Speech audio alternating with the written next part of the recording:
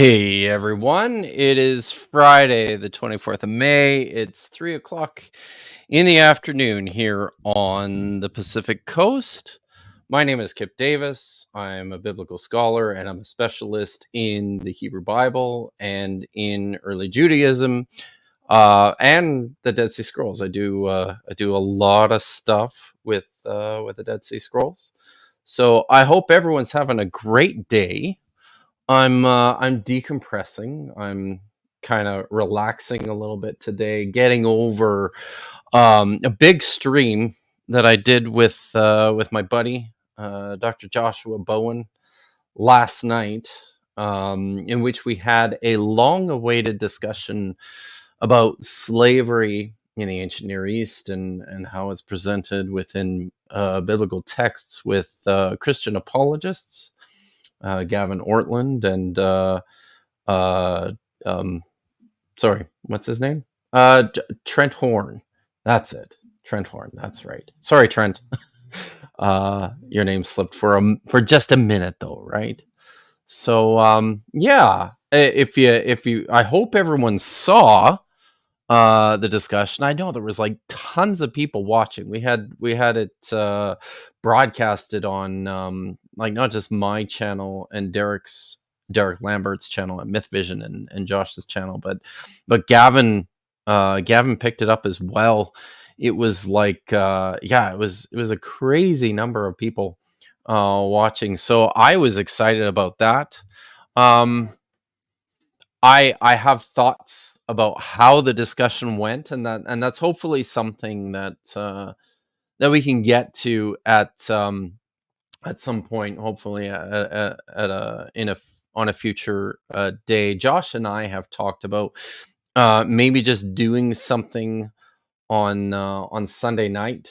He can stay up late this Sunday night, so we wondered if maybe just doing something on Sunday night, just to sort of unpacking and go through from our perspective some of the stuff that happened.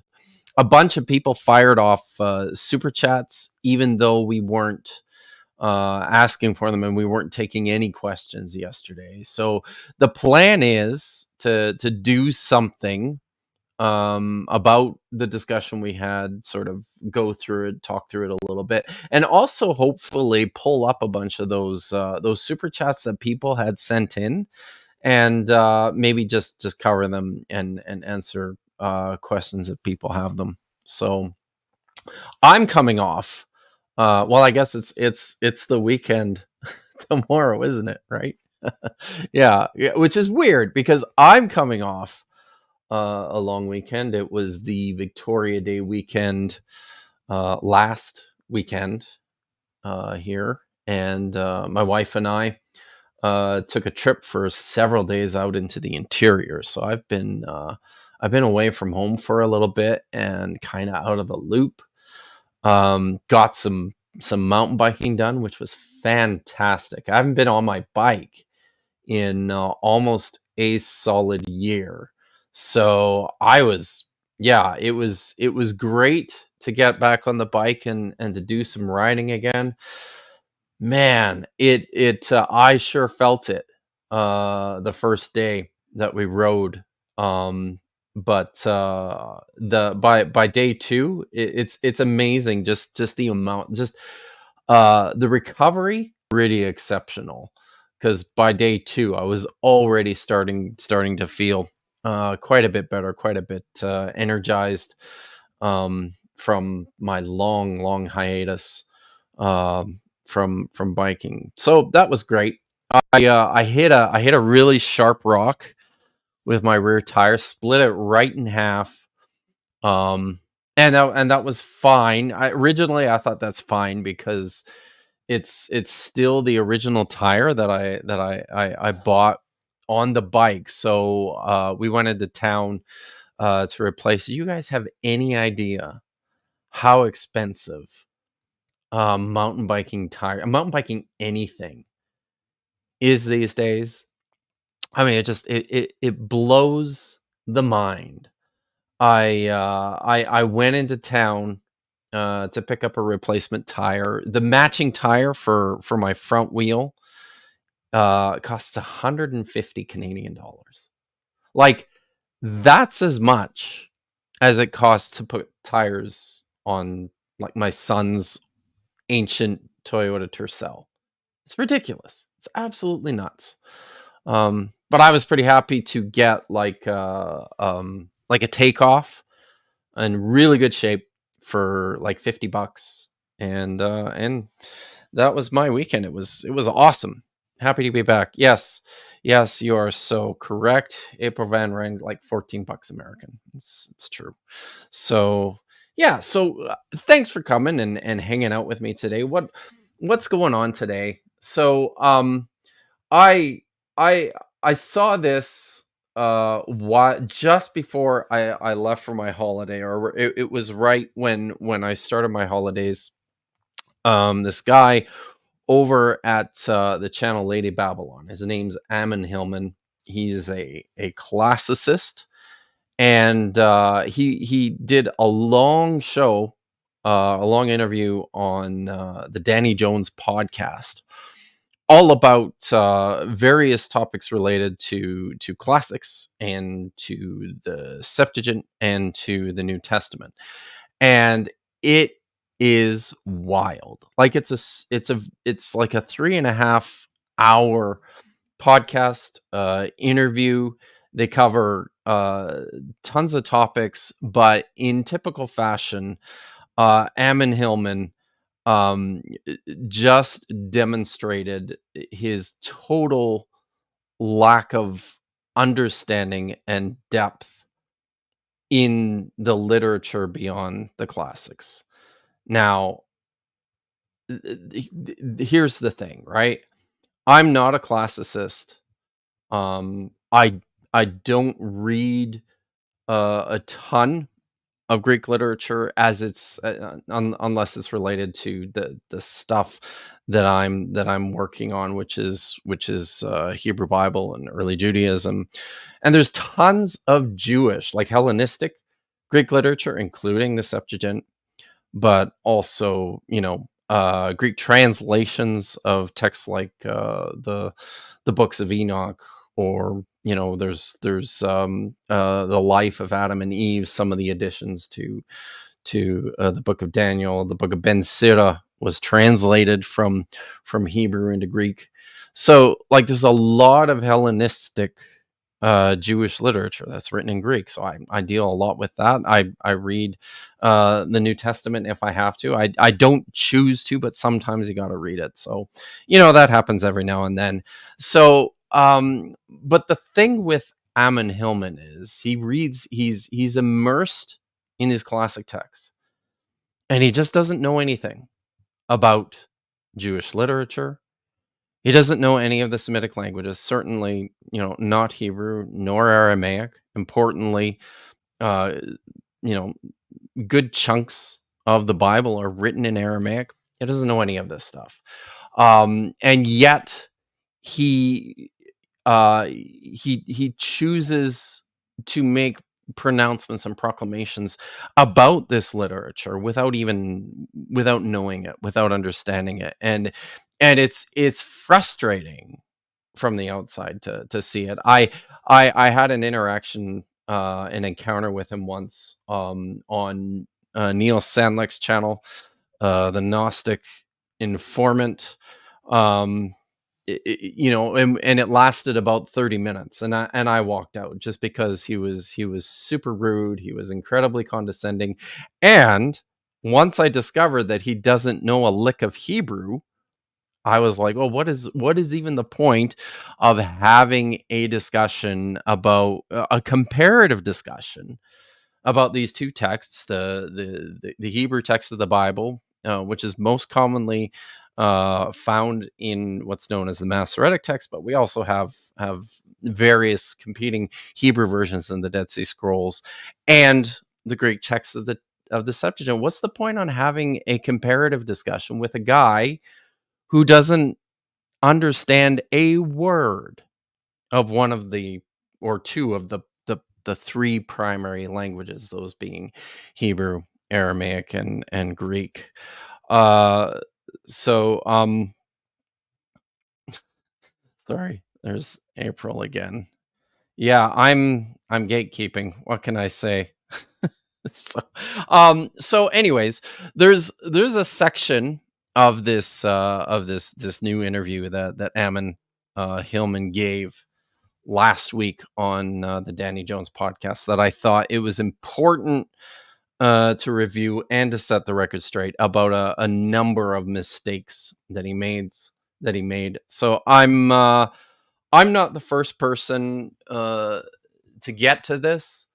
When the video came out, I posted it to one of the text threads that I have running with my friends over at the Diablo Critics. And yes, we are coming back in June, people. So look for that on the second Sunday of June. I believe that's Father's Day, but nobody cares. So we'll go ahead with it. So I posted it there, and yesterday and today, my friend and colleague Dan McClellan has made a couple of just short video responses to some of the things Hillman says. I encourage you to go and watch them because they're quite they're quite good. So in the first one, he talks about some of the translational issues between the Septuagint and the Hebrew Bible, with a focus on one feature, which is called the resumptive pronoun. This is a feature of not just Hebrew, but of Semitic languages more broadly, that does not translate well into Greek. And as a result, the Greek translators of the Septuagint tripped up with this a lot. But there's a ton more in there. There's a lot more stuff. There's more nuggets in the Septuagint translation of the Hebrew Bible, which have shown to scholars for literally centuries, without a shadow of a doubt, that the Greek text is a translation of these older Hebrew originals. So and then today Dan made a video all about Ammon Hillman's rather amateurish understanding of the Greek verb chrio, which means to rub or to anoint, and in particular within a Hellenistic Jewish cultural background.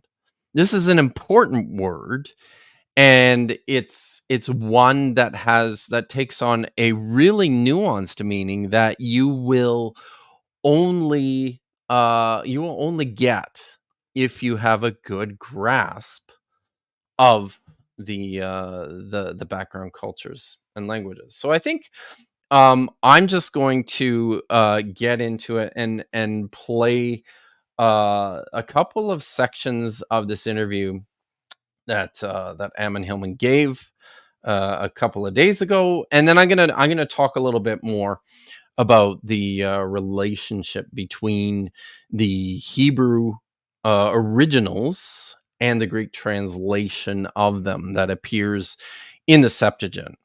So everyone can see that, I trust, and I could probably change. Ooh, let's do that. Let's do it that way. And I'm going to pull this. I'm going to change this view too. There we go. That's better. I could go full screen, couldn't I? Ooh, very good. Yeah, let's do that. All right, I'm going to hit play. Please let me know if... Hold off, Zeus. These texts that you're reading and that you're translating, are these the original sources of religion, of Christianity and Catholicism and baptism and all this stuff? Is this like the originals? Yeah, this is the language that held that all of those texts. So the New Testament's all written in ancient Greek, right? What you call the Old Testament, and I'm going to shock people with this one. What you call the Old Testament, which people say is written in Hebrew, right? Which is not a language that I work with. I had to take a little bit of modern Hebrew when I was there, just because it was part of the, education. All right, listen. I'm gonna stop it right there, because right away I think it's important to point this out at the get-go. When we're doing any kind of comparative work between texts and translations of texts, it is absolutely critical that you know all the languages involved. If you know only one of the languages, then you can't do an adequate comparative analysis of texts. In this case, what we're talking about is the Septuagint, which is the Greek translation of the Hebrew Bible, which most scholars agree was started at least sometime in the 3rd century BCE. And several of the texts of the Septuagint probably were not translated even until maybe the 1st century BCE.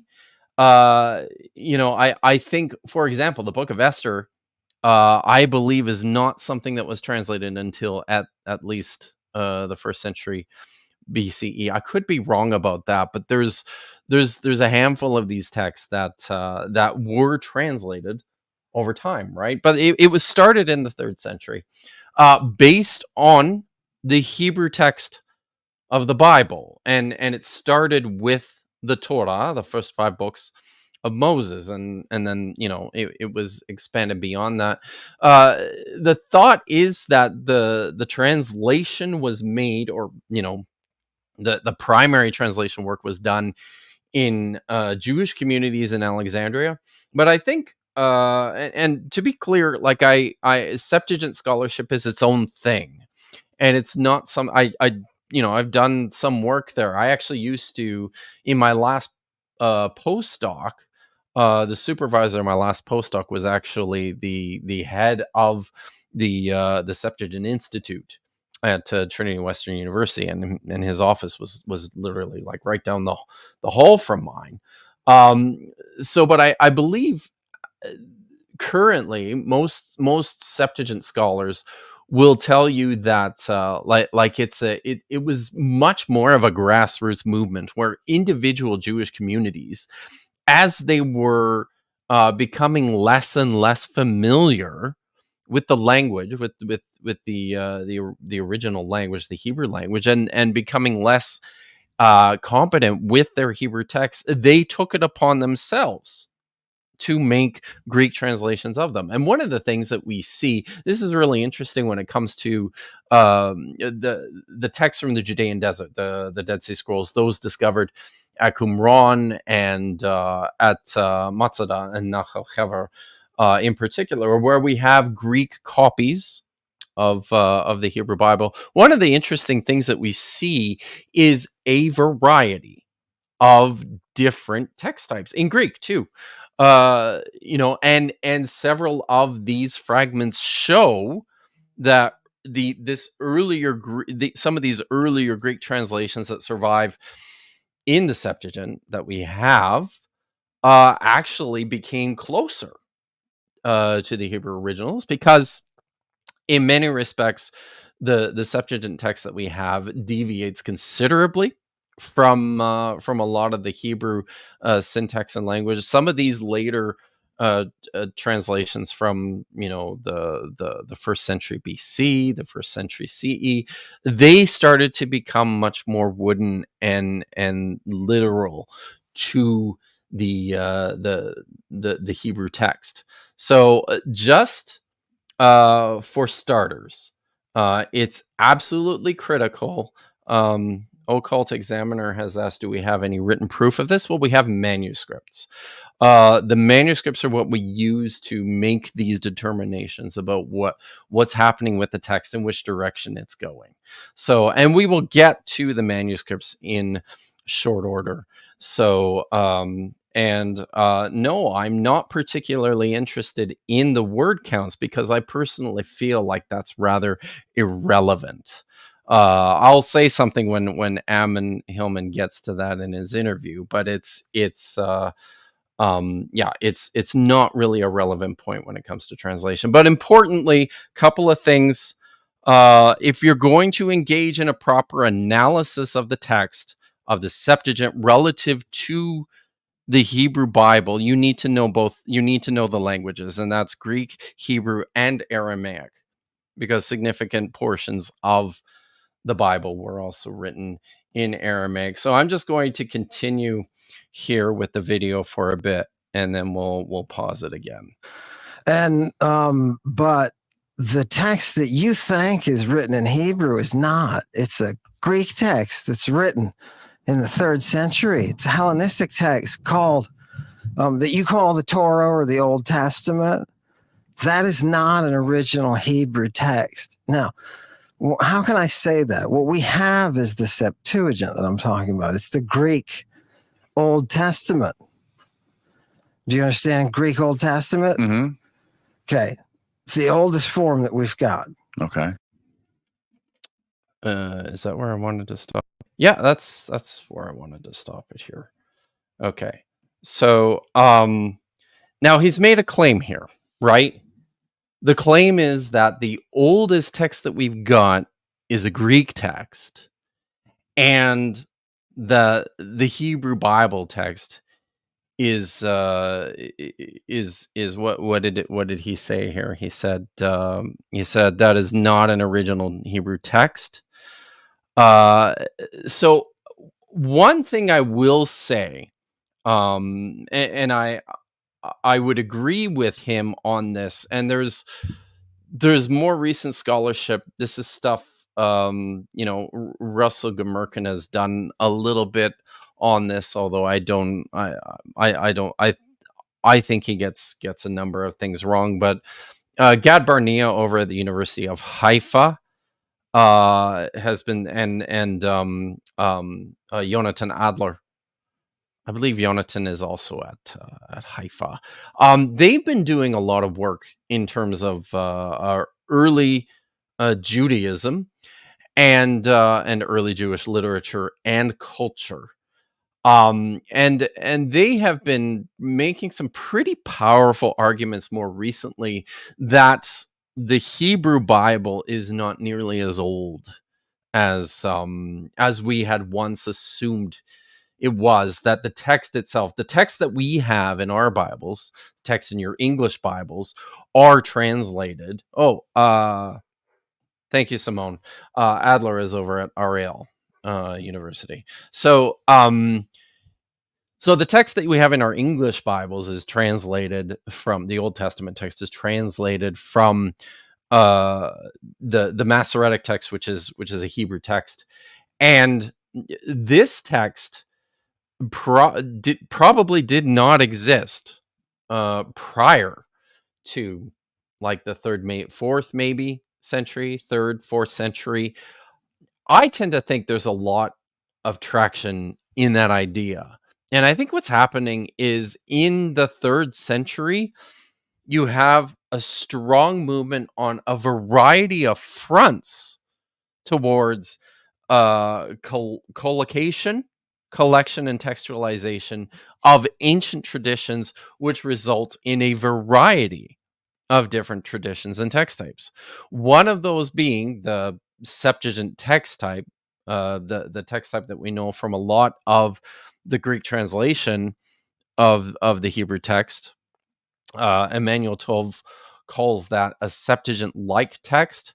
One of those being the Proto-Masoretic text, another one being the Samaritan Pentateuch. I think all of this stuff is happening in and around the same time. However, I think it's also really, really important to point out that there's tons of stuff within the Hebrew Bible that probably traces back much, much earlier. I believe that there's stuff within the Hebrew Bible that does trace back to, 6th, 7th, maybe even the 8th century BCE. Yes, I am. We're going to get to the sources here in a minute. Just stay tuned. So I believe that there's a bunch of this stuff that does go back considerably farther to the prior to the destruction of Solomon's temple by the Babylonians in 586 BCE. But importantly, and I'll stress this again, this was not written out of whole cloth in the 3rd century, and it wasn't written out of whole cloth in Greek. It was written first in Hebrew, compiled together from much earlier Hebrew traditions, and then eventually translated into Greek over time. Do we have archaeological evidence of amulets containing Hebrew textual phraseology from the 6th to 4th century BCE or so? We do, Pat. And as I mentioned, we will get to those in short order. All right, I'm going back to the video for the next segment here. Okay. The whole big deal about the Dead Sea Scrolls was they said, we finally have some Hebrew, because none of it survives, right? Hebrew is only an 8,000 word, ancient Hebrew, 8,000 word, unique word count language. Okay. Which puts it in the realm of something you could expend by the end of your breakfast.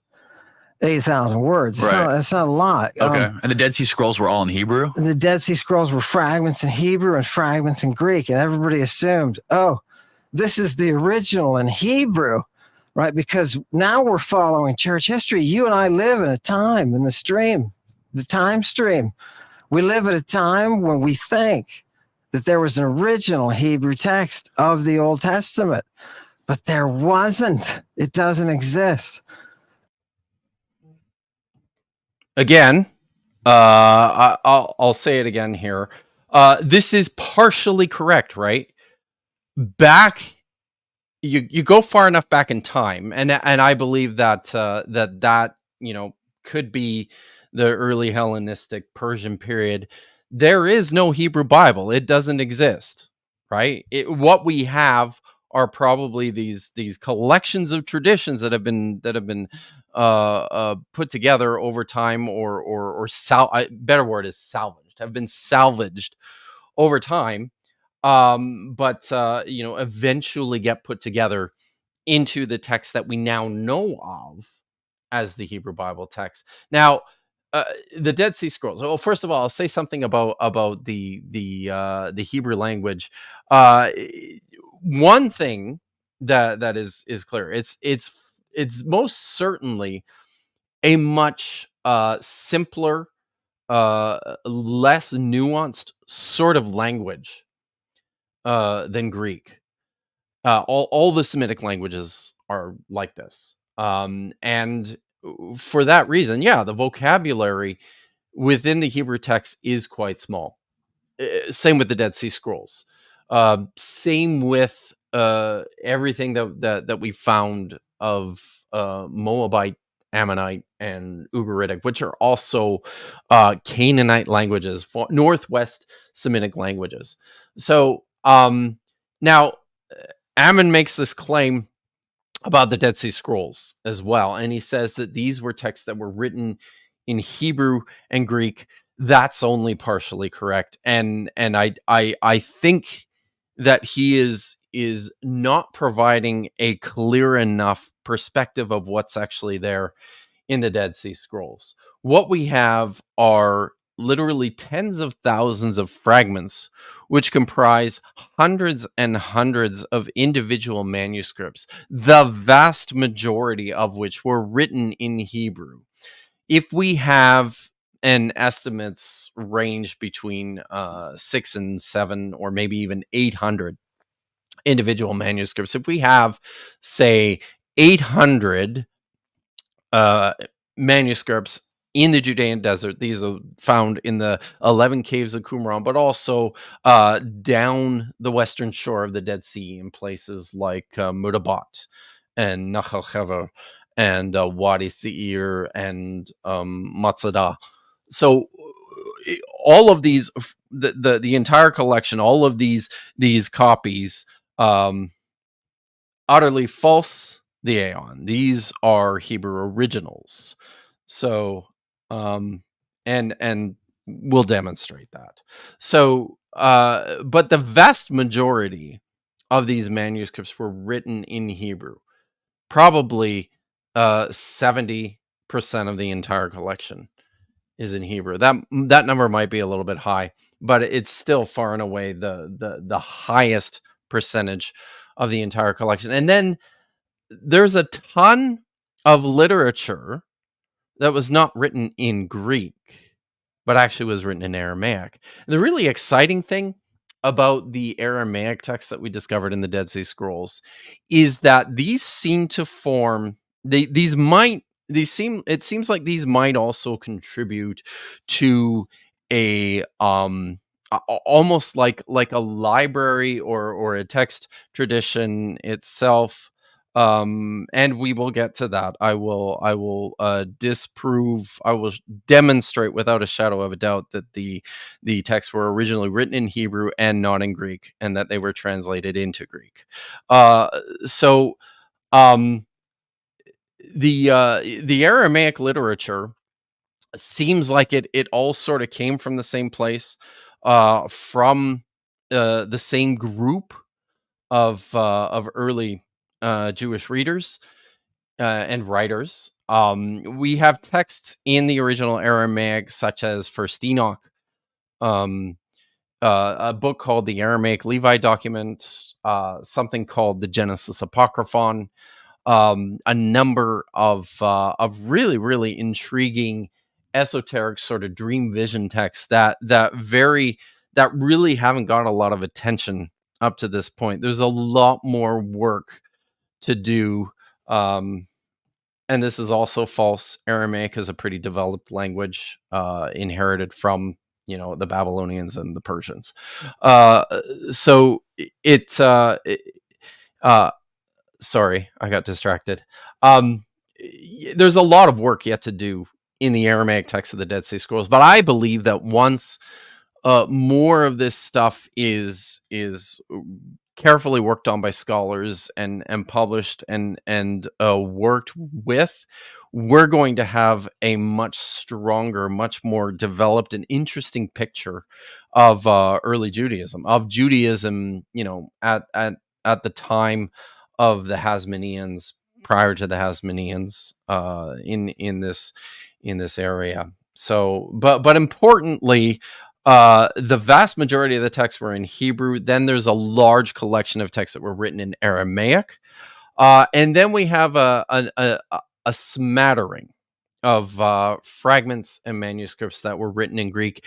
And the Greek manuscripts that we have in Qumran and Matzadah, I believe, and Nachal Hever, are far and away among our earliest copies of the Septuagint. Now I know there's also some copies of the Septuagint that were discovered in Oxyrhynchus, and in some other places in Egypt. But the scrolls were really important for also fleshing out our understanding of the translation of the Bible into Greek. Let's continue with this for a little bit. Right. And to show people the Greek, no, what's the proof? What's the proof? The proof is when you read the Septuagint, that is the Greek Old Testament. Mm-hmm. It does not read as a translation. It reads. So that's utterly false. When you read the Septuagint, it absolutely reads like a translation of a Hebrew text on several fronts. It's as an original. It uses Greek idiom. It's like a fingerprint on a language, and it's got Greek. How can you tell it reads Greek fingerprints?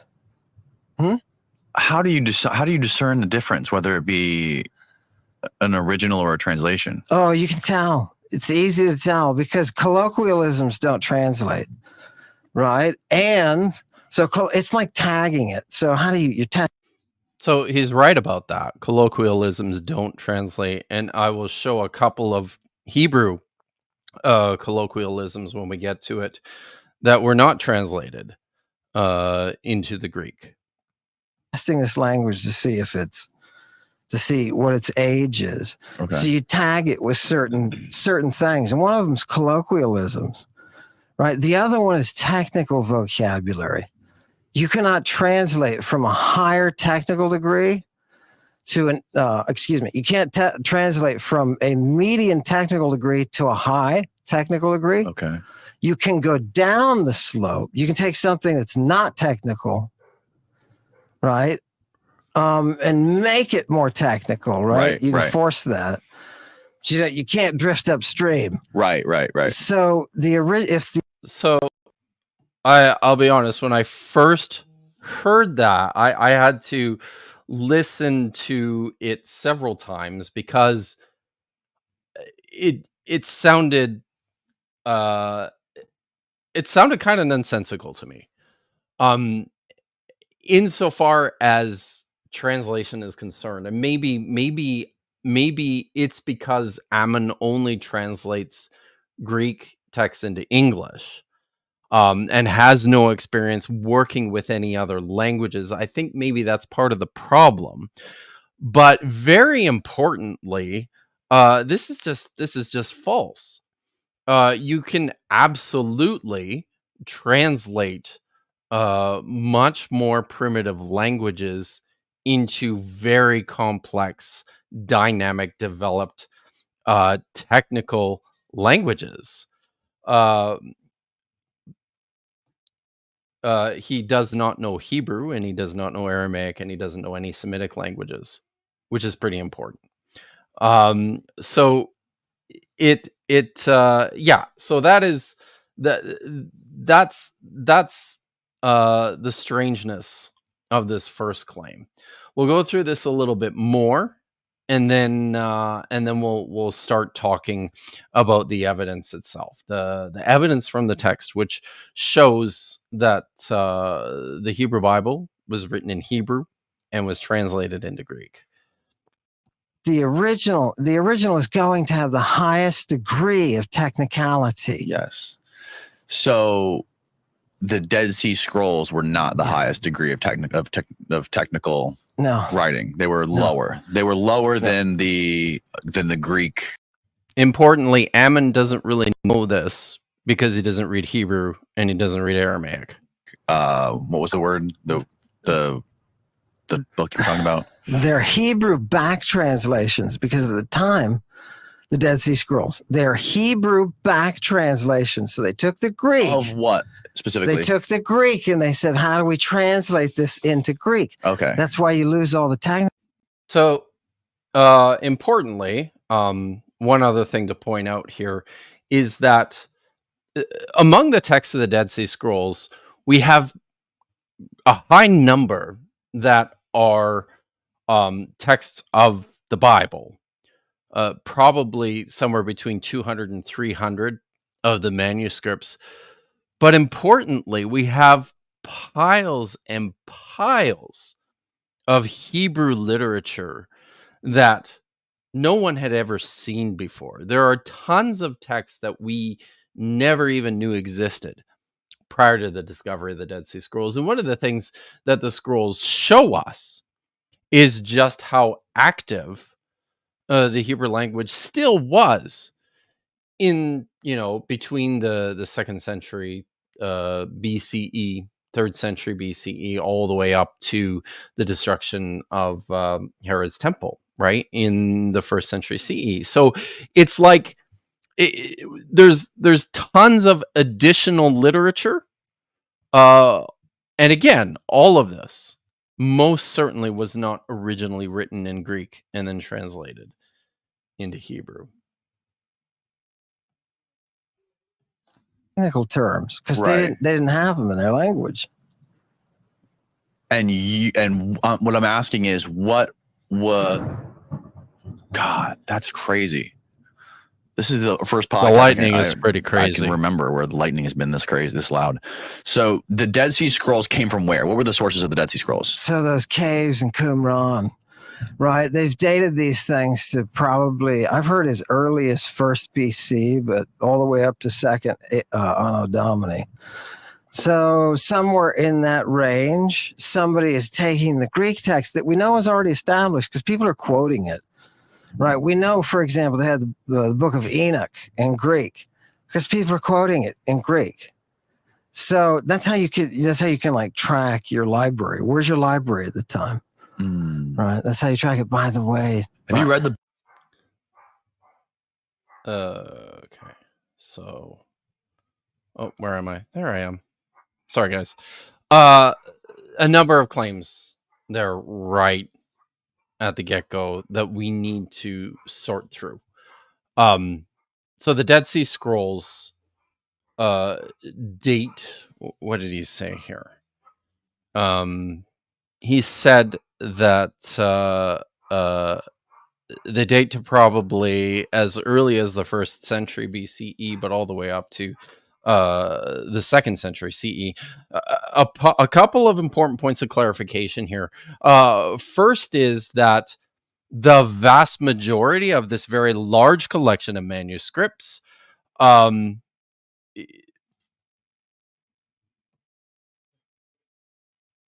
Aramaic. It's called Aramaic. And there were large numbers of Jews who certainly knew Hebrew. We're still fleshing out exactly what literacy rates looked like and what the language palette looked like in Palestine at the time. But yeah, there was absolutely Jews who knew Hebrew, in the 1st century BCE. Anyways, sorry, I meant to.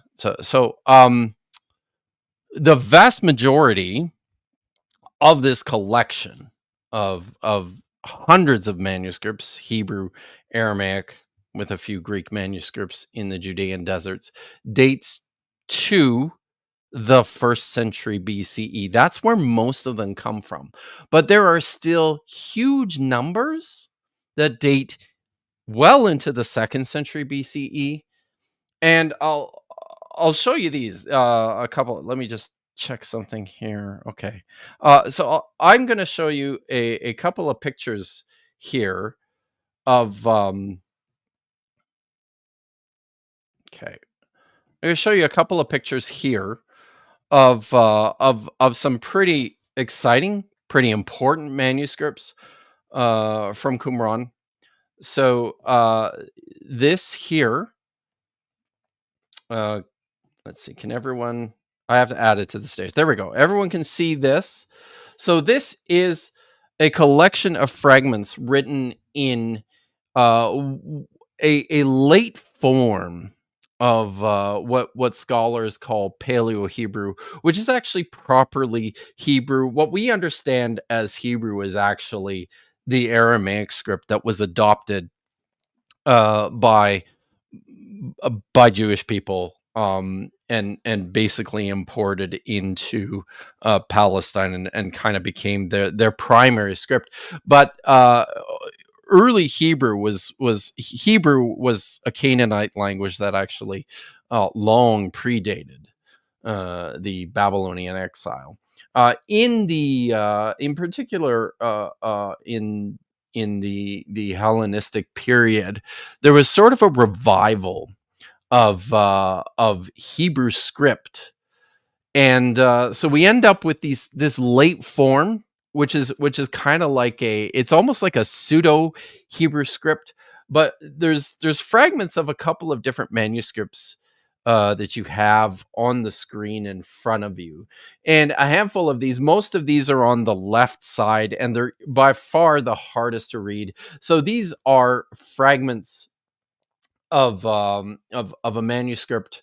It's which one is this? Sorry, I have to see which one that is. I don't remember the catalog number of this one, but this is a manuscript of. I'll zoom in on some of these fragments here for you, so you can see there's metal that's actually in the ink that has like eaten through and kind of oxidized the skin. Is pretty wild.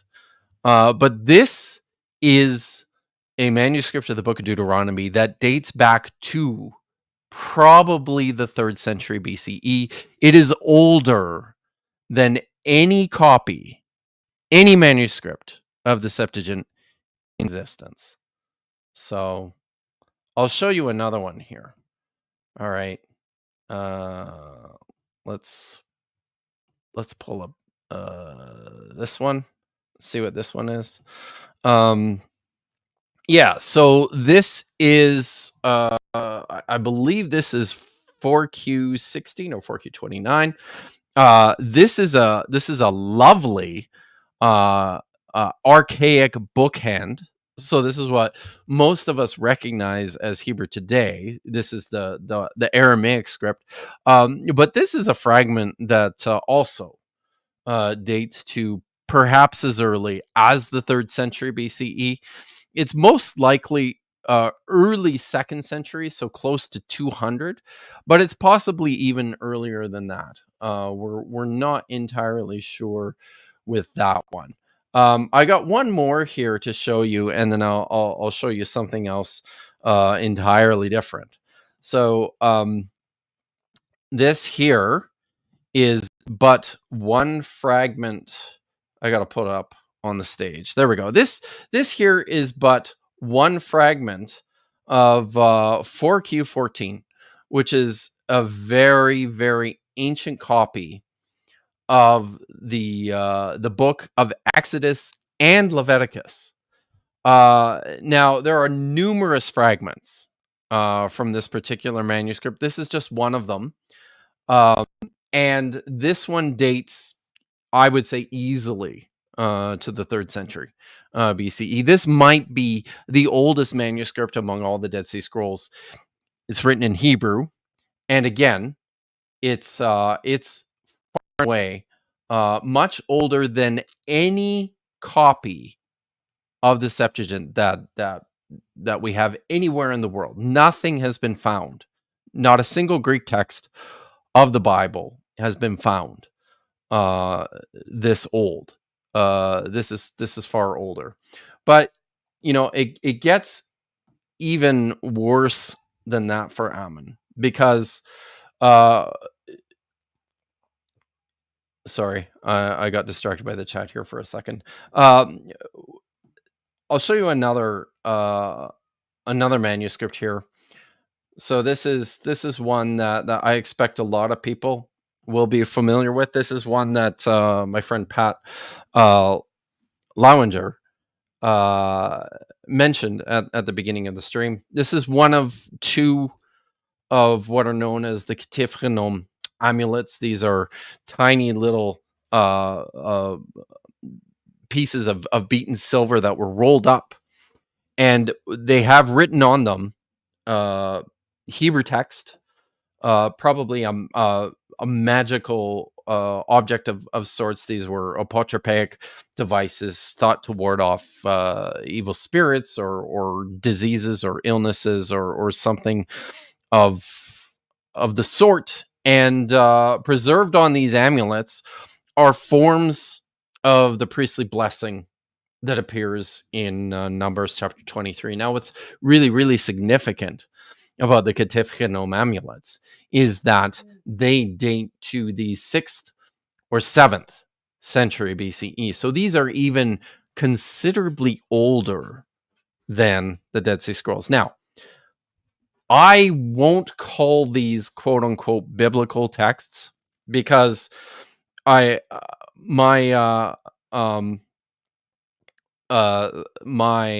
sorry, I'm gonna have to start starring some of these. If you have questions, please feel free to ask them. It's hard for me to follow the chat really well while I'm talking, but I'll try to see if you've got questions. I'll try to find those, and I'll get back to them when I'm sort of finished here.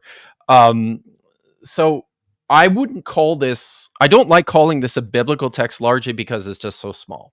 And when I say small, not just, it's a tiny fragment, but I say small in that it was just this, right? Like it was just the priestly blessing from Numbers chapter 23, which made its way eventually into Numbers, but probably started as something like this, right? As a Hebrew blessing that was, popular and was recited in ritual, ceremonial contexts, uh, that that eventually made its way into the Hebrew Bible. But importantly, what this also shows us is that there are scraps and bits of tradition within the Bible, within the Hebrew Bible itself, that are, of course, written in Hebrew, because it all is, and that date back even prior to the Babylonian exile, which is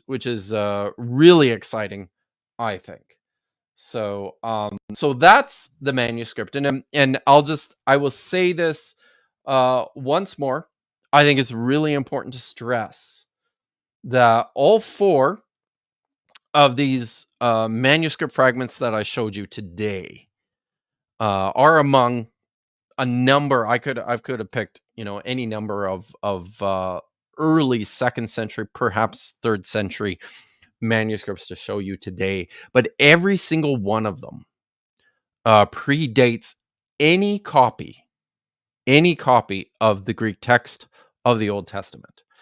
So our oldest manuscripts of the Bible are Hebrew manuscripts.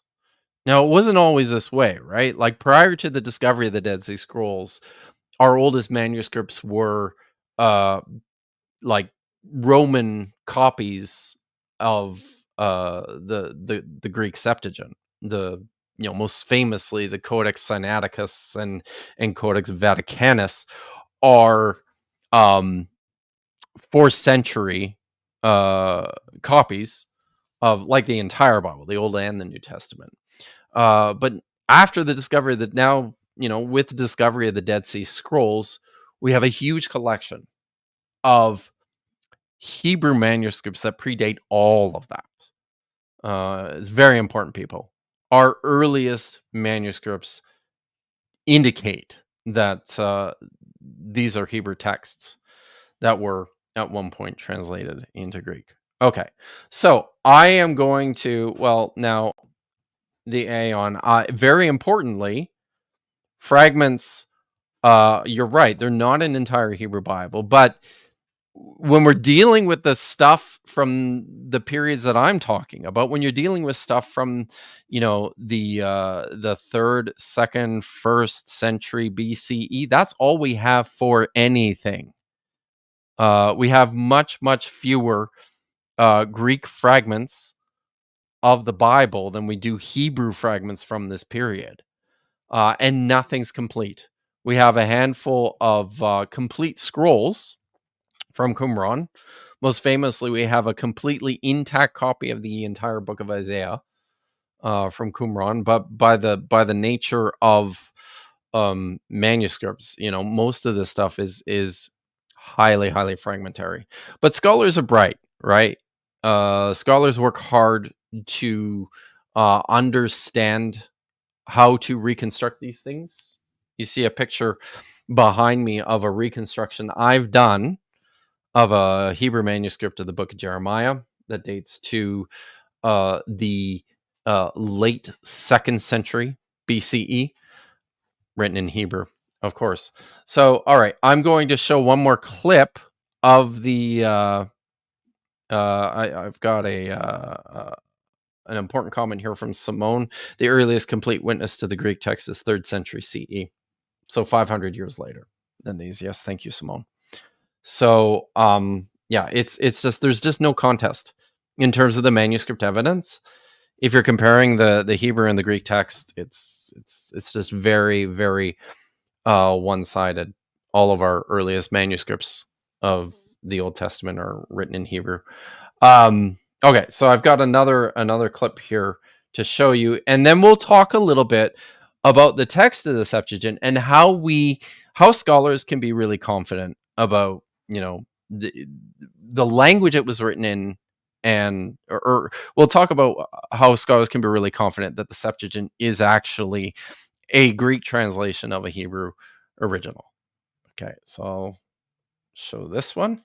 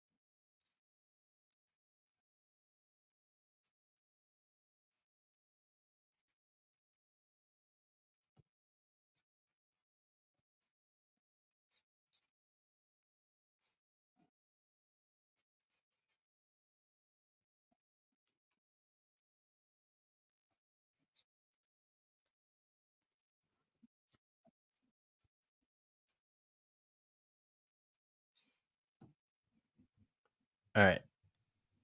So that's it from the video. But I wanted to so something that I wanted to key in on here that I think is important. Um, sorry, I'm gonna flag a couple of these chats to get to.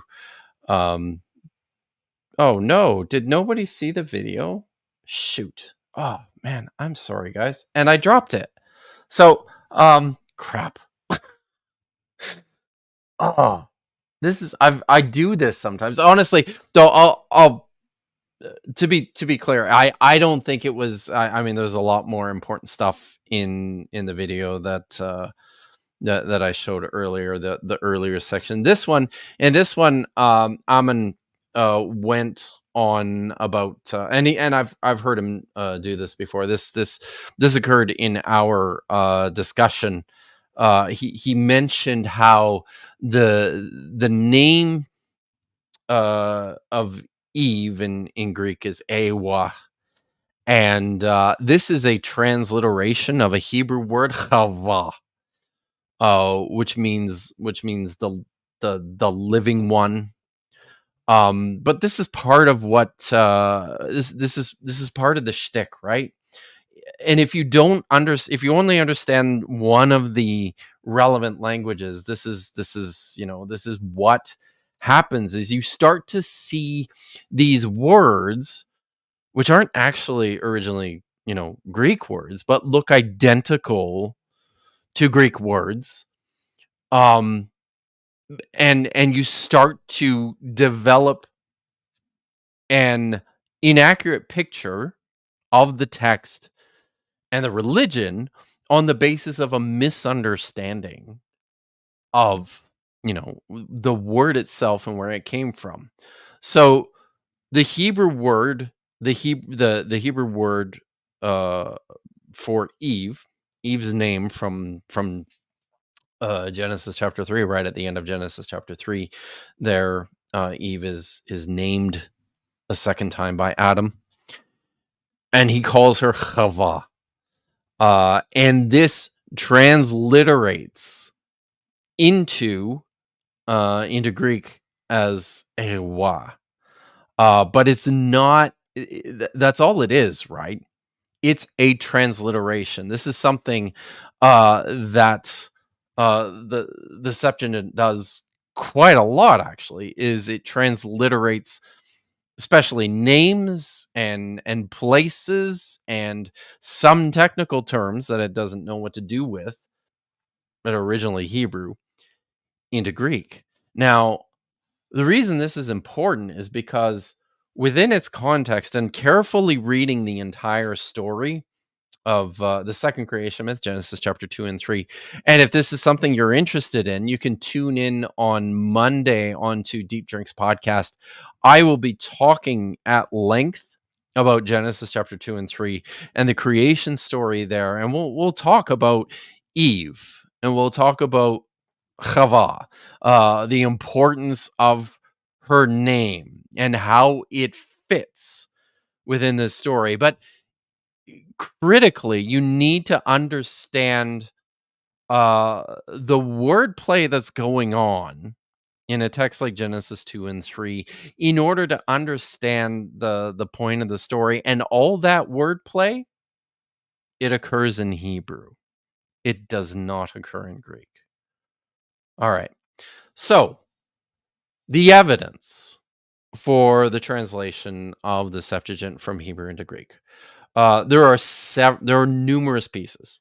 My friend Dan discussed one of them in a video he published yesterday. He talked about the resumptive pronoun, which is there's a relative pronoun in Hebrew, asher, which is used frequently to do various syntactical functions in Hebrew that don't translate readily into Greek, but because the Greek translator doesn't understand what to do with them, he just translates them anyways into into relative pronouns in Greek. And within Greek, they don't make any sense, or they look very clearly like this is a Greek translation. of a Semitic text, but I'll give you a few more. I think one of my favorite features of the Hebrew Bible and the Hebrew language that shows without a shadow of a doubt that the text was originally written in Hebrew and then translated into Greek is a verbal form in Hebrew called the infinitive absolute. So quite often in Hebrew, you will get these expressions. In fact, I think I have the count here. The infinitive absolute appears in the Hebrew Bible a total of 817 times. And in every, now I haven't looked at all 817, but every single time I am reading a Hebrew text and the infinitive absolute appears in this construction, most often the infinitive absolute is used in tandem with another verb. And every single time I have seen it, the Greek translators do not know what to do with it. So they do various things, and it's kind of interesting to see how they handle this expression. And because they do different things, and because we can see that the things that they do with the infinitive absolute don't translate what the infinitive absolute is intended to communicate, because of that, it's obvious, it's absolutely crystal clear that this is someone who knows Hebrew, but maybe not as well as they should, or at least they know a form of Hebrew where they don't use infinitive absolutes.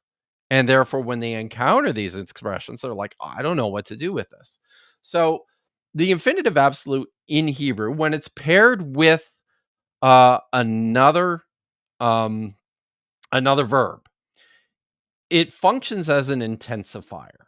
So you get the verb followed directly by the infinitive absolute, and the way it works is it intensifies the verb. And I'll give you a couple of examples of where we see this and how this works, and I'll explain to you how the Greek translates this. So the first infinitive absolutes in the Hebrew Bible appear in Genesis chapter 2, verses 16 to 17. This is the story of Adam and Eve.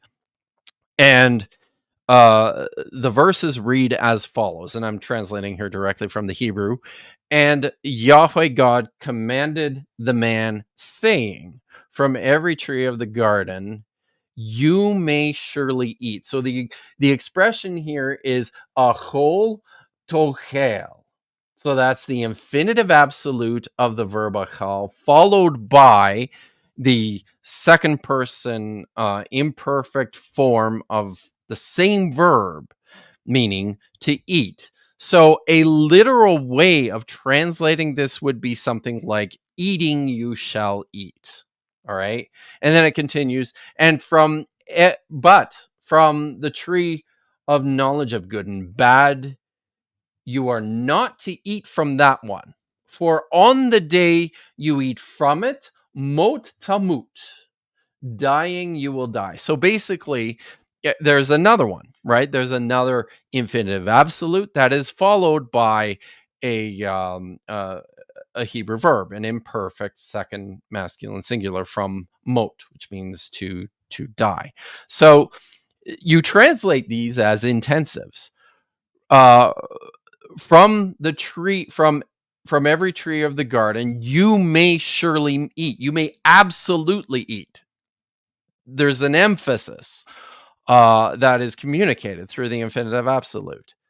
But from the tree of the knowledge of good and bad, don't eat from it, for on the day that you eat from that one, you are absolutely going to die. Mot tamut. The combination of these expressions together indicate the force, the emphasis of that. So what does the Greek translator do with these verses? something that the Greek translate, and to be clear, there were more than just one. Like, there were multiple translators working on these texts, which is why I think you get some variety in terms of how they handle this expression.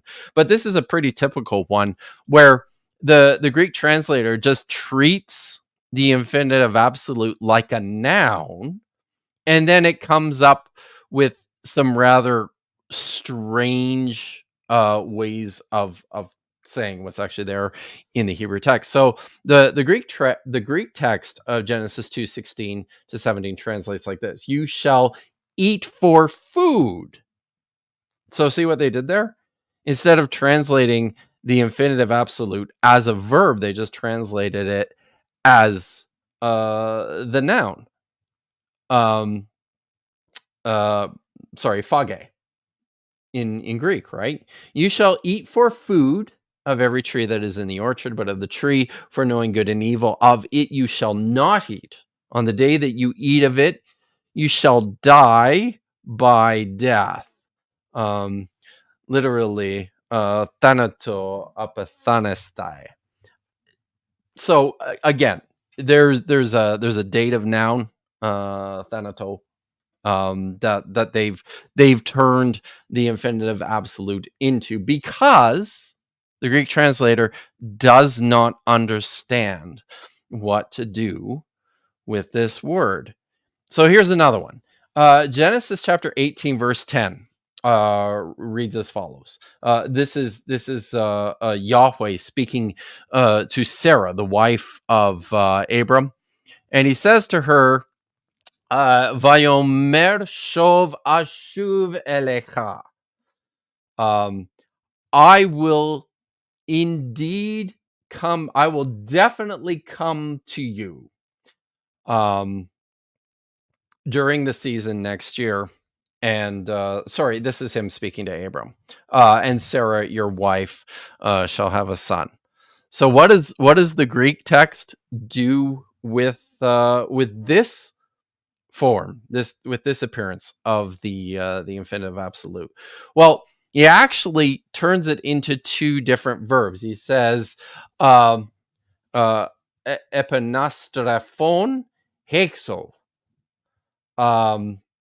I will come to you when I return during the season next year, and Sarah, your wife, will have a son. So you see what he did there. He doesn't understand the intensive force of the infinitive absolute. He sees that it looks like this translator sees that this is a verb, but because he doesn't understand what to do with it, he translates it with another verb altogether. Changes, the meaning of the text. There's a whole bunch of these laced throughout the Hebrew Bible. Like I said, Exodus chapter 2:19. This is the daughters of what's his name, Ruel or Jethro, talking to their father about Moses. They said an Egyptian man rescued us from the hand of the shepherds, and he even drew water. It says v'gam dala dala. Sorry, v'gam dalo dala. So there's the infinitive absolute expression. It's the repetition of the verb. In this case, it's like this is, he even drew water, or he also drew water, but in this case, the emphasis is on the fact that he went above and beyond here in helping them out. The Greek translator just ignores it altogether. He says an Egyptian man rescued us from the shepherds and drew water for us and watered the sheep. It just completely ignores it. So the infinitive absolute is a special Hebrew construction, which intensifies a verbal expression, and the Greek translators every single time in the Septuagint have no idea what to do with it, and so they will ignore it. Most often they'll turn it into a noun. Sometimes they will, turn it into a second verb, because they seem to recognize that's what's going on here. But I hope everybody can recognize that just that on its own demonstrates without a shadow of a doubt that this is a Hebrew text. It's a Hebrew text. It's being translated into Greek by a variety of different translators who have varying abilities in terms of handling the Hebrew language and the Greek language too. I don't think all the translators of the Septuagint are Greek geniuses. So I hope everyone can see that. But there's more.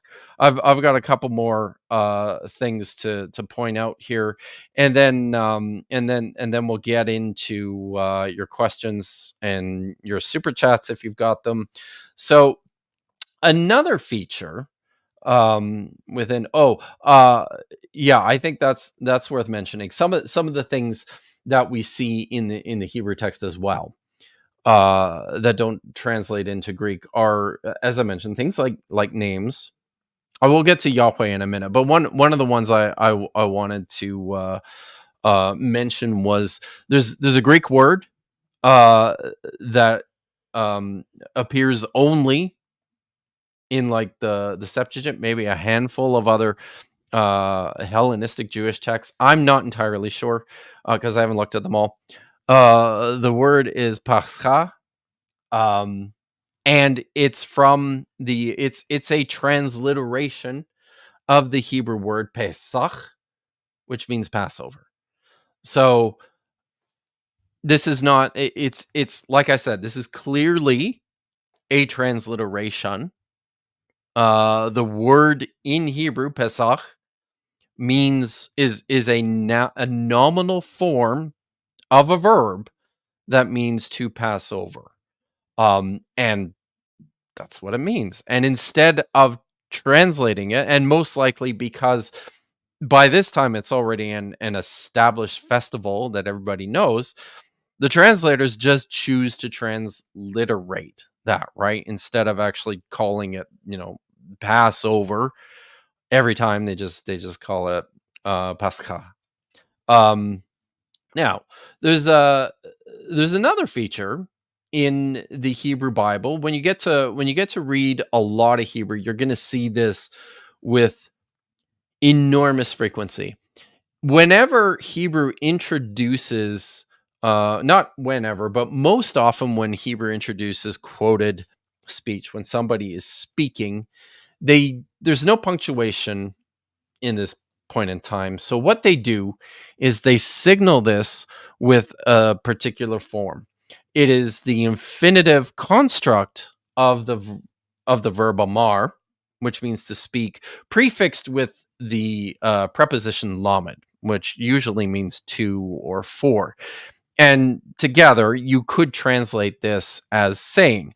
But very often, perhaps even most often, whenever you see this in the text, like when I'm translating and I see this expression in particular in narrative text, I just don't even bother translating it because it becomes awkward and kind of wooden and rigid. Now, there are times when this word appears, when it's it's acceptable or it's more useful to translate it, and that's usually after finite verbs like asked, in an asked answered sort of direct discourse. You have an expression where someone answered lemor, saying, and then whatever it is they say. A similar you see a similar thing taking place in certainly it takes place in the New Testament, because many of these texts were written by people who's who probably had a strong familiarity with Hebrew, right? There were probably Hellenistic Jews who knew Hebrew or Aramaic, and it colored the way in which they wrote in Greek. But Herodotus also has a comparable usage. He uses aphe legon or herota legon or elage fas. and the like sort. But in several places, and we see this in the Septuagint, there are numerous places where the word lemor, this infinitive construct form of the verb amar with the prefix preposition, there are numerous places where you see it, and it's worthwhile just not translating it because it's awkward, and it's totally unnecessary, right? And yet we have piles and piles of places throughout the Hebrew Bible where the Greek translator is, slavishly just translating this expression from Hebrew into Greek, and it sounds weird. It sounds awkward. He'll say that, like in Genesis 23:18, and Abraham spoke to them, saying, and then whatever, it was he followed with. She called to, this is Genesis 39:14. She called to those who were in her household and spoke to them, saying, it's unnecessary. Genesis 43:3, Judah spoke to him, saying. One of the sources for the Torah, the Pentateuch, and again, like the source theories that scholars have developed about, with regards to the construction and the composition of the Hebrew Bible, absolutely demolish any idea that these texts were originally translated into Hebrew out of Greek.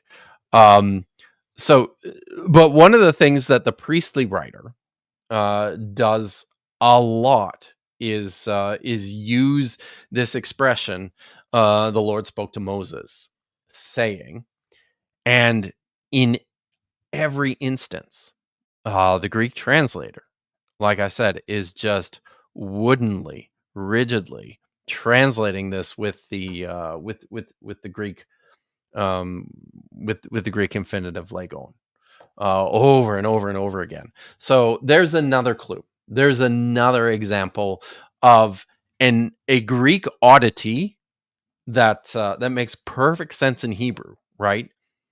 Indicates to us this is a Hebrew text that was translated into Greek by someone who was probably being too slavish in his commitment to the literalness of the text. All right, so let's talk now about Yahweh, the name of the God of Israel. And we know of the existence of Yahweh way back into the Iron Age. I mean, we have textual evidence of the existence of Yahweh into, the 8th century BCE. And he's the key figure throughout the entire Hebrew Bible. There's a story in the book of Exodus, in Exodus chapter 3, which sorry, I got distracted again. There's this story in Exodus chapter 3 about the origin of Yahweh's name. Moses goes up onto a mountain, Mount Sinai, because he sees a bush that's burning but is not consumed. He has a conversation with God, and God dispatches him to go and rescue his people out of Egypt. And Moses asks him, "What's your name? What shall I tell the people? Who should I tell the people you are? Because you're going to ask me this. They're going to ask me who sent you with this mission." And this is how God responds to him. God said to Moses, and I'm translating here from the Hebrew. God said to Moses, "Ehya asher ehya vayomer ko tomar livnei Yisrael ehya shalachni aleichem." So all that says, God said to Moses, "I am who I am. So you will say to the sons of Israel, I am has sent me to you." And then he continues. He says,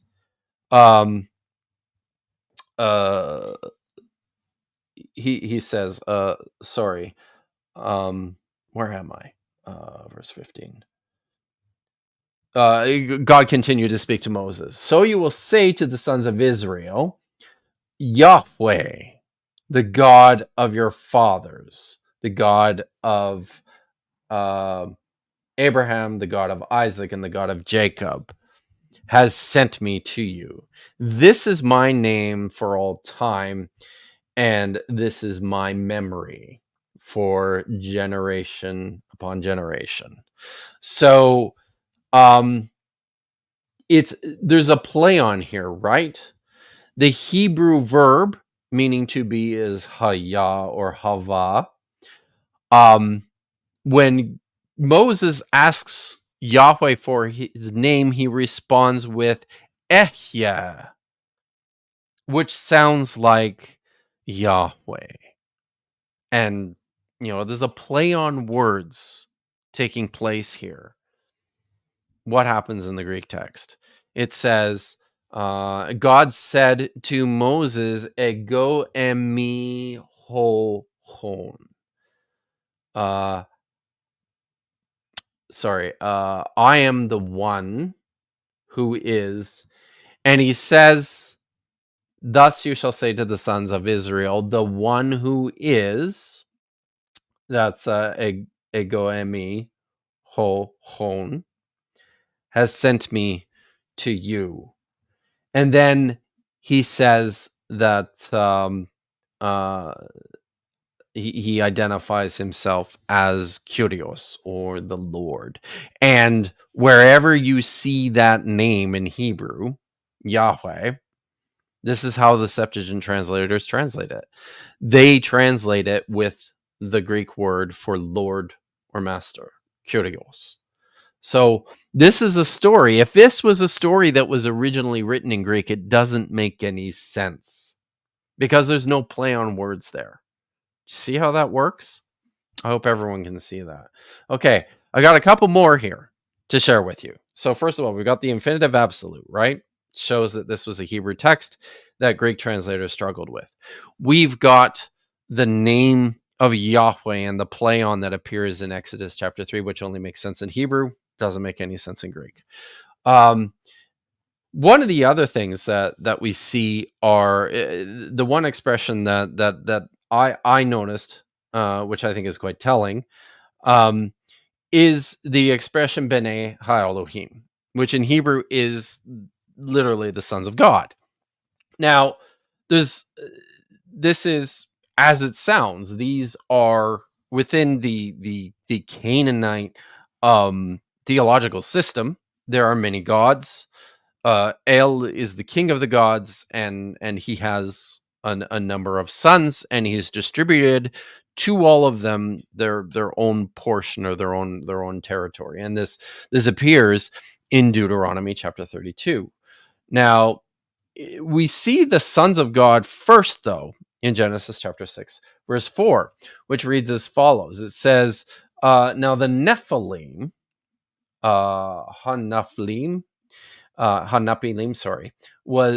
were in the land in those days, and also after that point, when the sons of God, the B'nai Ha-Elohim, came to the daughters of men, and they gave birth to them giants, great men, who were from the period from ancient times, the men of renown, basically the men of the name, the Anoshe Hashem.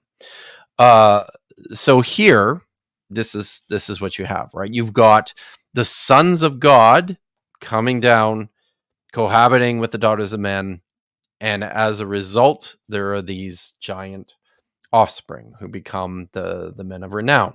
So here's what the Septuagint translator does with this passage. First of all, he says, "Hode gigantes." Now, the giants, not the Nephilim, he translates these as the giants. They were on the earth in those days and afterwards. When the sons of God, translates it very literally. Here it's hui huioi tutheu, the sons of God, used to go into the daughters of humans, and they produced offspring for themselves. So, looks very close. It's interesting, though, when you get to the text of Deuteronomy 32, verse 8, which is actually an older text than what appears in Genesis in the Hebrew. This is from a very, very ancient poem, most often called the Song of Moses. Excuse me. I think the Song of Moses, or at least I think the Song of Moses can be traced back to maybe as early as the 7th century BCE. So in the Song of Moses, in Deuteronomy 32, verse 8, it says this: when Elyon, or the Most High, divided the nations, when he scattered the sons of Adam, he fixed the boundaries of the people according to the number of B'nai Elohim, the sons of God. The Septuagint says this: when the Most High, and here it's hupsistos,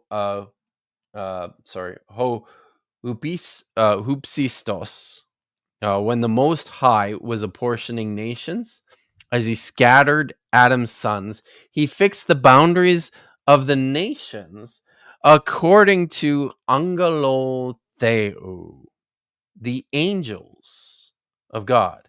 So this is the same expression, right? In both of these passages, in both Genesis chapter 6, verse 4, and in Deuteronomy 32, verse 8, the term is the same.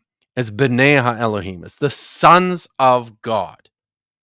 The Greek translator of Genesis chapter 6, verse 4 translated this literally, woodenly, sons of God.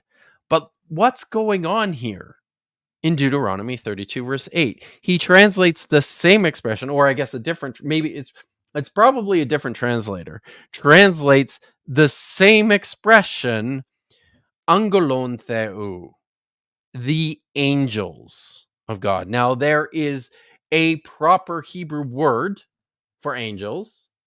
It's malachim, but that's not the word that appears here. And here again, this is yet another clear indication that this is a Hebrew text that was translated into Greek. All right. Now, there's one more thing I wanna talk about here, and that is Hebrew parallelism. This is Hebrew poetry is not it's not rhyming poetry like we're accustomed to in English. Hebrew poetry is formed through something called parallelism, where individual statements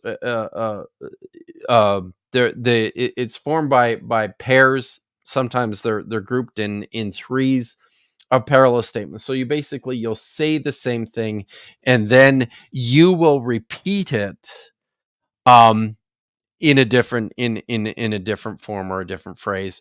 And one of the things that we see, and I only caught on this because I've recently done some work in the book of Zechariah, but in the book of Zechariah, you have a couple of instances of parallelism. And I'm going to go to this first one in Zechariah 9:9. I have to pull this up. Oh, look, it's right there. How nice. So you have this first text in Zechariah 9:9. This is what the Hebrew says. It says, "Rejoice greatly, fair Zion, raise a shout, fair Jerusalem." So those are the parallel statements, basically saying the same thing, right? "Lo, your king is coming to you. He is victorious, triumphant."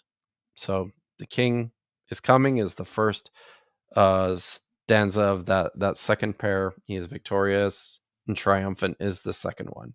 "Yet humble, riding on an ass, on a donkey, foaled by a she-ass." So that's the last pair. Now, it looks like the Septuagint translator kind of understood Hebrew parallelism, but isn't consistent about it. So here's how he translates it. Rejoice greatly, O daughters Zion.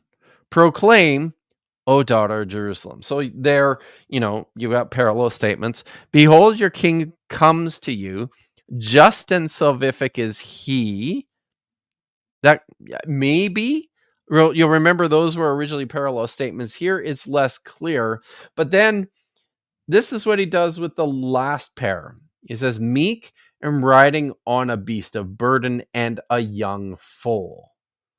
So instead of humble riding on an ass, on a donkey foaled by a she-ass, there's only one donkey, one animal in this in the description in Hebrew, right? It's just being described differently in two different parallel statements. But the Greek translator says meek and riding on a beast of burden and a young foal. He's added a second animal here. He seems to think that there's two animals. All right. So I think that's enough. I hope that I have amply demonstrated that the texts of the Hebrew Bible are in fact Hebrew texts. The oldest manuscripts that we have are written in Hebrew, and we have lots of them. We have clear examples from the text in constructions like the resumptive pronoun or the infinitive absolute, which demonstrate without a shadow of a doubt that these were Hebrew texts that were translated sometimes poorly or awkwardly into Greek. We have examples where plays on words don't work in Greek as they should in Hebrew, such as the story of Yahweh identifying himself to Moses. We have instances where parallelism seems like it's not being clearly understood by the Greek translator in his handling of various poetic expressions. And I suspect if I went through a number like this is, I only pulled up the stuff from Zechariah off the top of my head because it's something I've worked with recently and noticed. I suspect that you'd find this all over the place in the Septuagint, where they're clumsily picking around with the Derek Pickett. Mad respect, but you remind me of Gnostic before I started learning Greek. Love you, brother. Love you, man. I don't know what that means, but thanks. Yeah,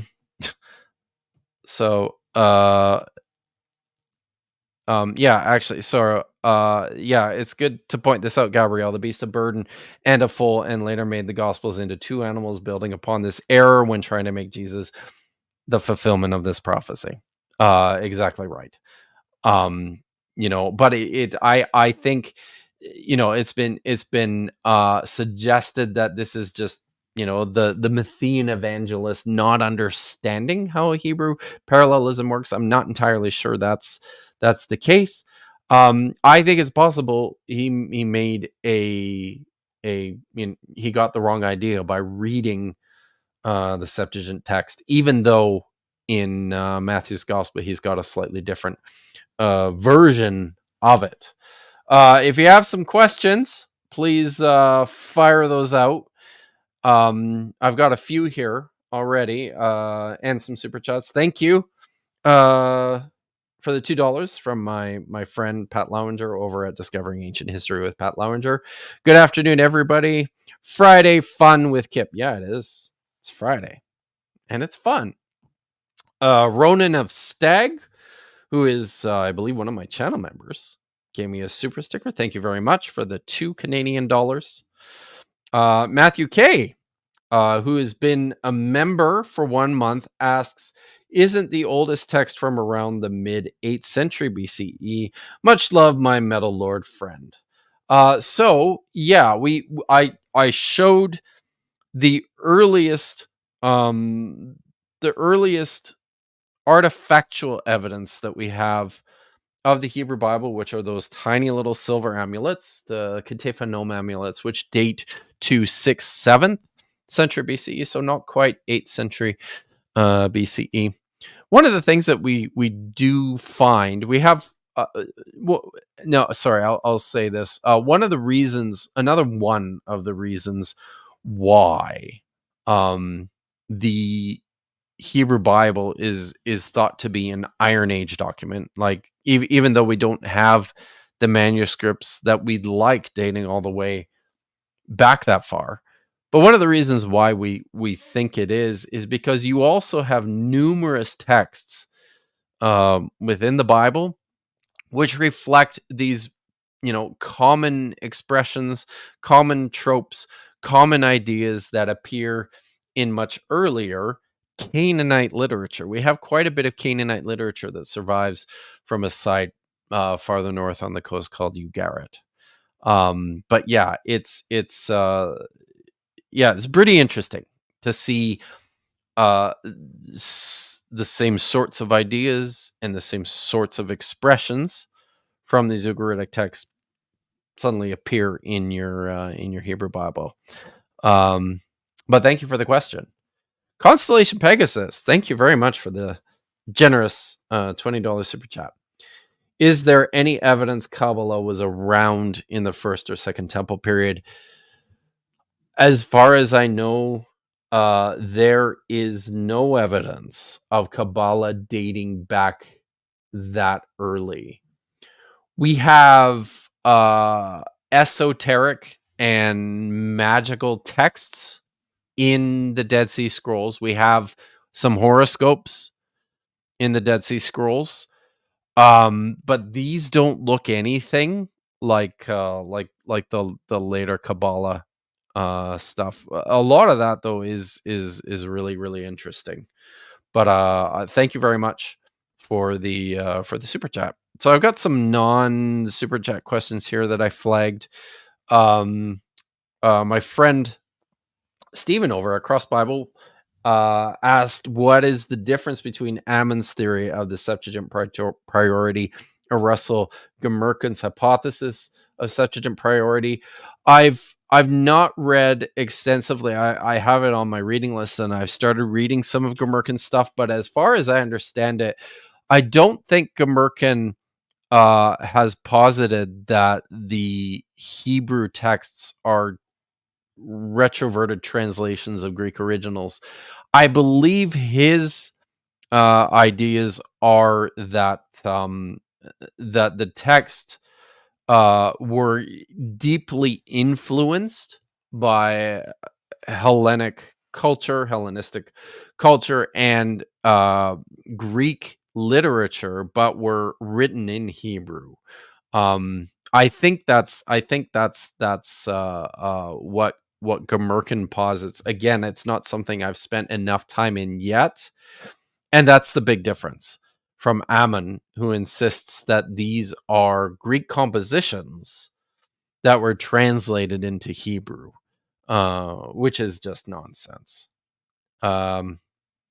Jane Dominic notes that Gad Bernias says that they are both Hellenistic. I think she's talking about the Septuagint, the Greek and the Hebrew text, and I think that this is probably right insofar as we're talking about the Hebrew texts as, elaborate constructions on the basis of much earlier literature. I know Gad goes quite a bit farther than I do in his assessment and his conviction that this is all stuff that was written in the Persian Hellenistic period.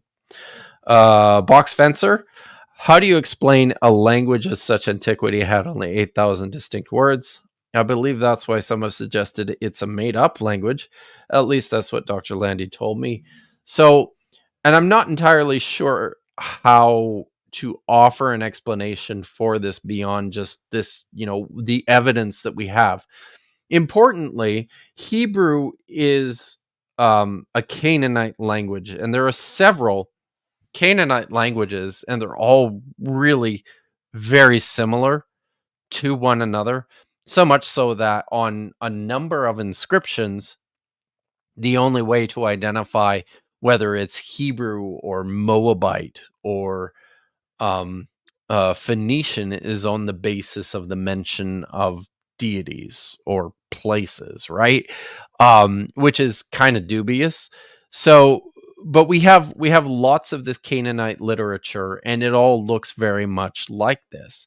It's got a smaller vocabulary. Now, how much this functioned, in the vernacular, I don't know. Maybe we can have a conversation about that. And I don't entirely know how to analyze the vernacular of these dead languages, but these are the texts that we have. And, they stem from all the way back into, the early Bronze Age.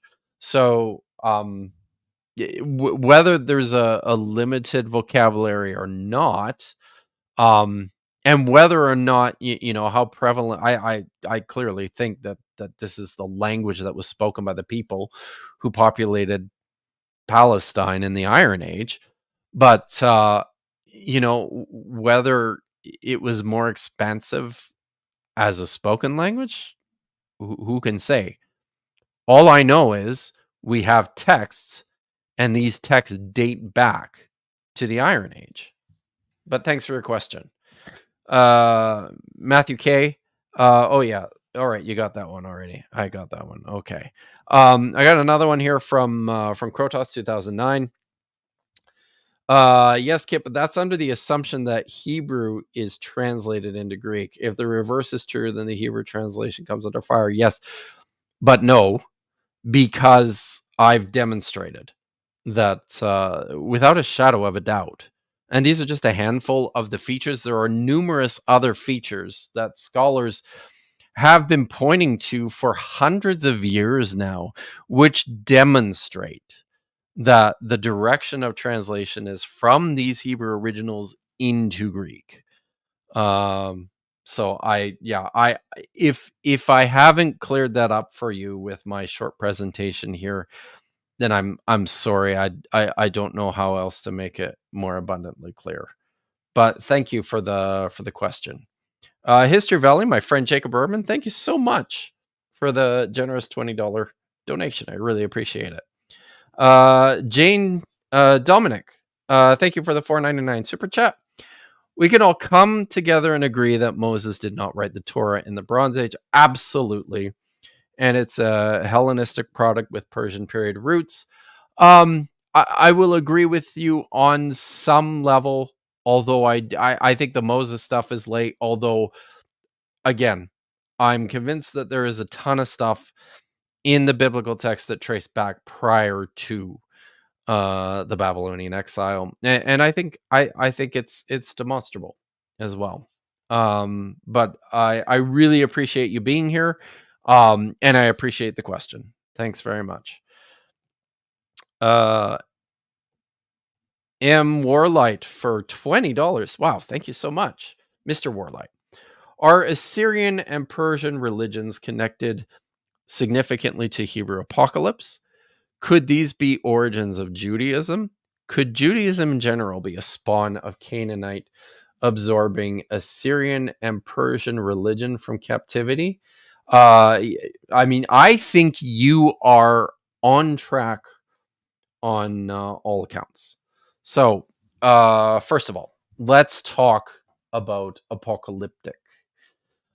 This is most probably, we understand apocalypse. Most people understand apocalypse as a type of text or a textual genre, seen most clearly in places like the book of Daniel, the books of Enoch, the book of Jubilees. There's a little bit in the book of Isaiah. In fact, some scholars have suggested that the earliest forms of the Hebrew apocalypse actually appear in the book of Isaiah.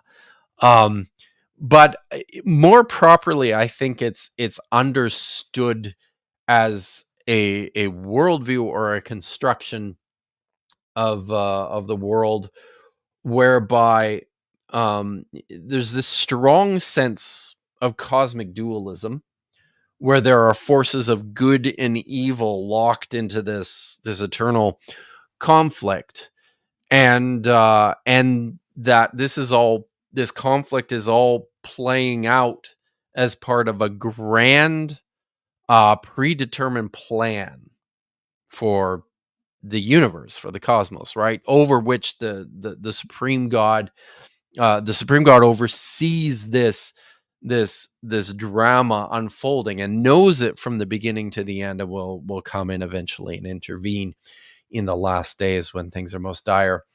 Apocalyptic worldviews tend to thrive under persecution and oppression, which is why you start to see apocalyptic really come to express itself in the Hellenistic period, especially when Jewish people, certain Jewish groups, were starting to feel extremely frustrated by the cultural assimilation taking place through Hellenism.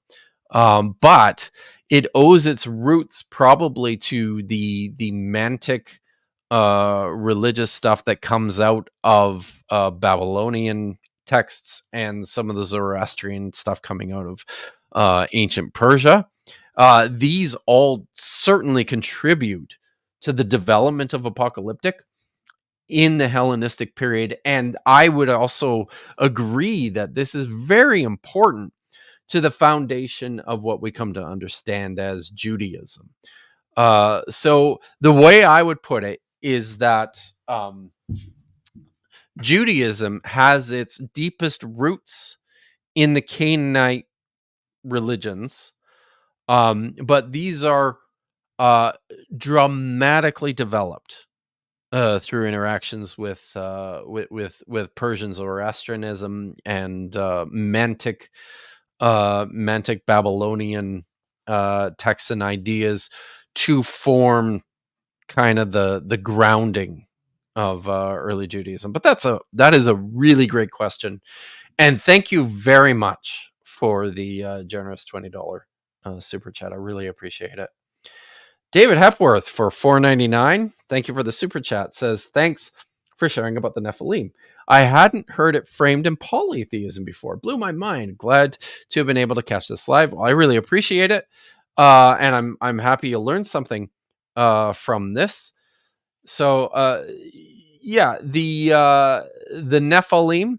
It's tempting for people to see this as a term that is developed out of the Hebrew verb nafal, which means to fall. It's an easy one to remember, as you can see. The fallen ones. But I don't think it is. It's got much deeper Canaanite roots than that. But it's still a bit of a mystery as to where this term came from and how it functions. And I got one more here from Pat Lowinger.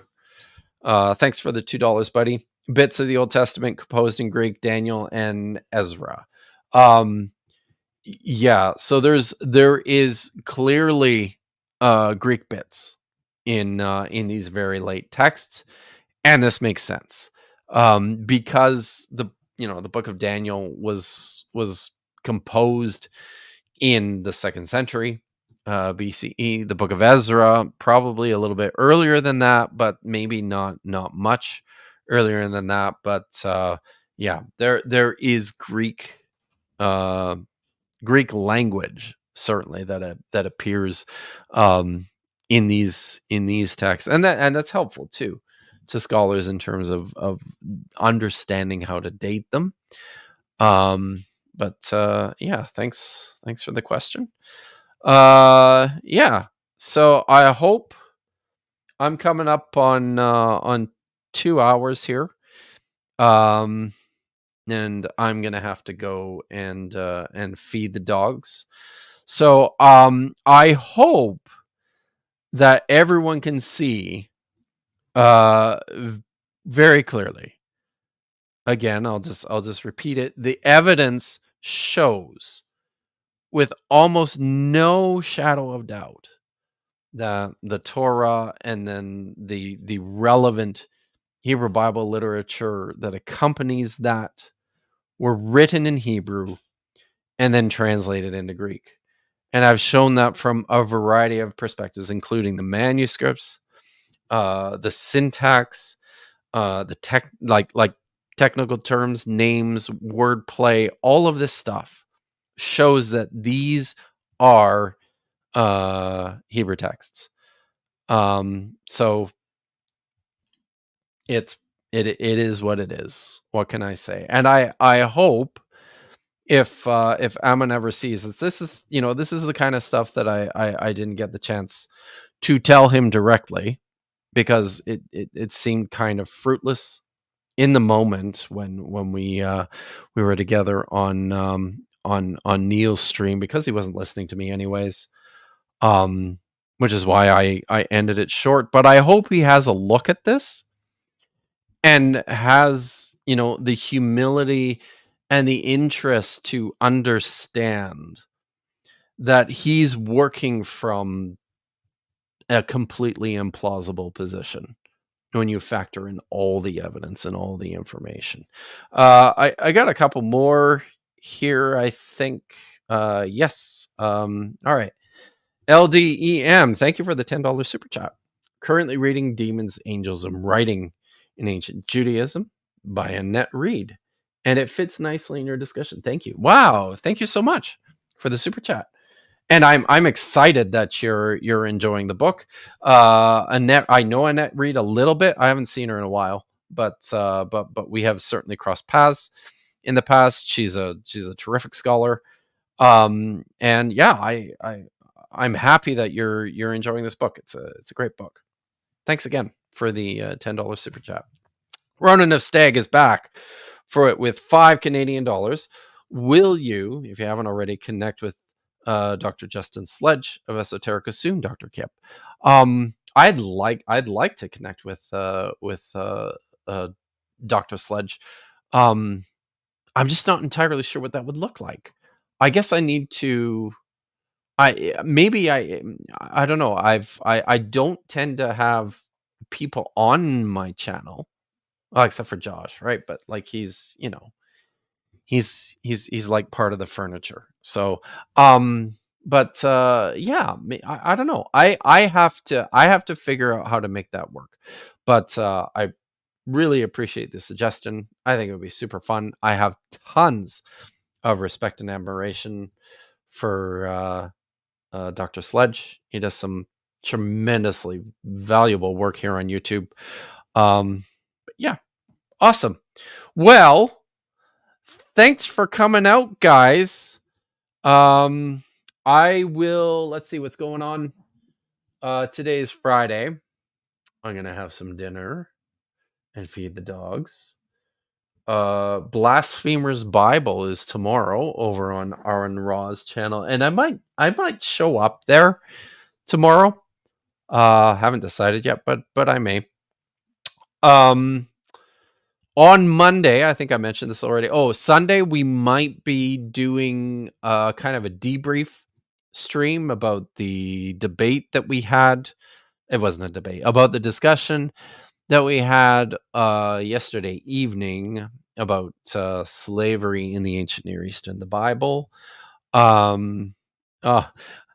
Sadly, JDL 41, Gnostic Informant, pulled the video. It was so bad. It was just so bad. He pulled it. He didn't publish it. We did the live stream and he just dumped it. So I'm sorry you wasted your $10 to find out that you can't watch it. So yeah, I'm sorry. But I really appreciate the super chat. Thanks for the support. Thanks for coming out. So yeah, that's happening Sunday. We'll probably be doing yes. Thank you, Riley.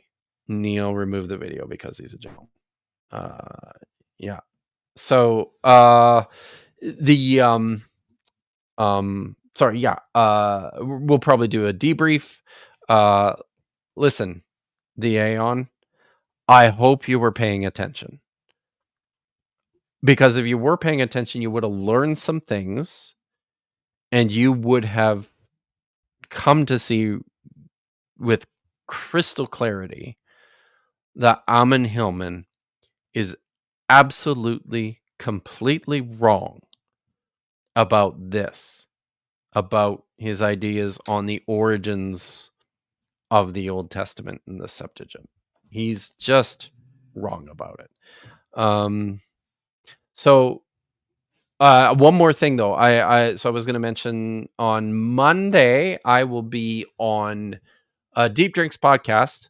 About a month ago, I guess it's almost a month ago now, I did a 2-hour lecture there about Genesis chapter 2 and 3, and I didn't get through nearly everything, so that's why I'm going back on Monday. I will be continuing my lecture on Genesis chapter 2 and 3, the really interesting ancient Near Eastern textual background, cultural backgrounds of that story.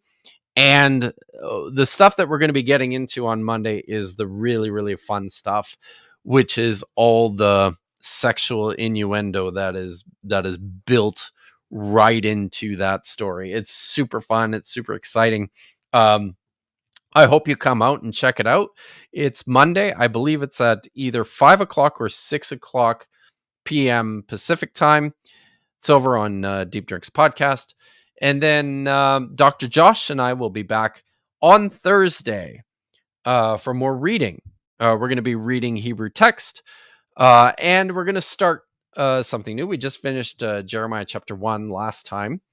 We're going to move into Exodus chapter 21 for the next little while. So please come out to our Hebrew reading stream. It's super fun, even if you don't read the language. It's I've seen lots of people say that it's fun, so I will.